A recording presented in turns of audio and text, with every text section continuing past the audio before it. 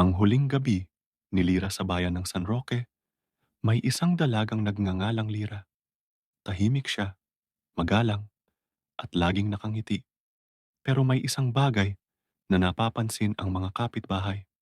Gabi-gabi, naglalabas siya ng mag-isa kahit 10 oras na ng gabi.